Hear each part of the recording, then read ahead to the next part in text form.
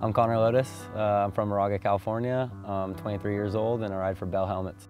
My dad showed me this old Bell helmet when I was like a little kid and stuff like that, and told me he used to race in it, and like I remember grabbing it and stuff and just wanting to like try it on, and I put it on and I was so stoked, like thought I was my dad and everything, and like wanted to race and stuff like that. And that's pretty much how like I remember finding out that he like raced like cars and stuff like that. He was like a champion and stuff like that. He like won a lot of races and everything, like was in magazines and stuff and on covers and everything. Well, I originally started racing when I was 4 to 5 years old in quarter midgets in Southern California. Kind of racing just gets in your blood. Once you're pretty good at it and you start winning, and it's like anything else. Somebody loves baseball, somebody loves baseball. I just happen to love racing.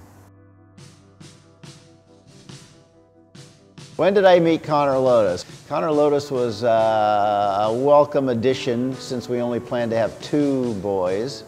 Every morning I'd get up and Connor Lodes would be hanging outside the door waiting for me to see me come out and give him a hug before I went to work. So that's pretty much how I ever met Connor Lodes.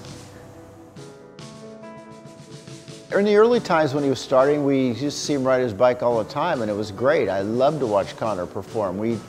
Connor wrestled for a little while and figured out that he didn't like it. Too much passion for his bike. In fact, one time we drove him down to Southern California, Orange County, to do a contest. We left like at 3 in the morning. Contest started at noon.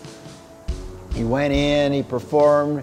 He actually won, and he won his ticket to go back to, I think it was Orlando, to compete in the national event. My oldest son, Kyle, he said, "You don't realize how good Connor actually is." Having a bike as a kid was definitely a huge part of my life. Like it definitely kept me out of a lot of trouble and just kept me going, give me a motive to do something, and I just loved it. Like it was just passion, you know. I couldn't get away from my bike. Well, when we first moved to the town of Moraga, it was a sleepy little town. I think the population was like 8,500. Just a quiet place. They didn't have to worry about it. We never locked our doors. The kids just could do what they want. You'd never worry about them on the streets. I'm sure it is a good place to raise kids. The kids hate it. They call it Boraga because it's nothing to do in Moraga. Yeah, like all this area right here, that's like pretty much, that's where Jump City was, you know? We used to cruise on the path every day in the summers and stuff and just cruise up the hill, and hopefully people would be here. Most of the time you'd come up the hill and there'd be a huge crew already here, you know? I don't know who named it, but it was Jump City, and the kids used to build all these jumps in secret, and the police would every once in a while come and catch them, and the town would mow it down and the kids would build it again. I remember a tractor being parked at the bottom of there, and that weekend they were just gone, you know? So I knew what that tractor was for and stuff. Kind of sucks.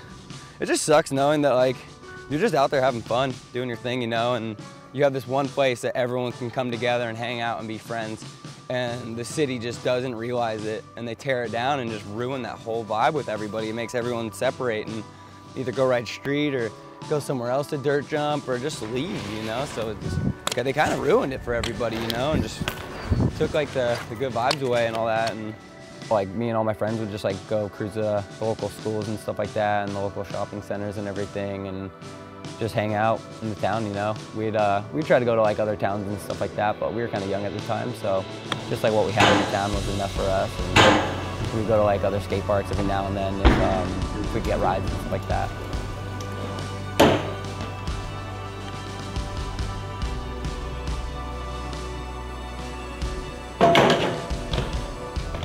Like, I've been dealing with injuries forever, you know, just riding bikes, like, it comes with the territory, you know, so you gotta expect it, and you can't be scared of doing something because you're gonna get injured or hurt. I used to tell him, you know, it's better to live to tell about the crash or be able to tell about the big crash than it was. And right when I got on Bell, I talked to my dad and told him I was on Bell and everything like that, and he told me right away that he used to race in Bell helmets. When I first saw that helmet, like, and then I looked at my helmet, like I knew how long that company's been around. My dad told me a long time ago, like Bell helmets were the ones that you wanted, like when he used to race and stuff like that. And it's really cool to know that like the helmet's that recognizable and stuff like that, and people want that. It's pretty much like the same nowadays too. It's like those are the safest, look the coolest, and it's pretty much the helmet you want today.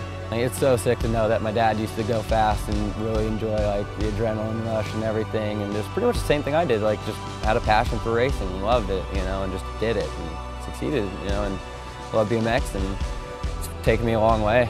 You know, I couldn't be happier.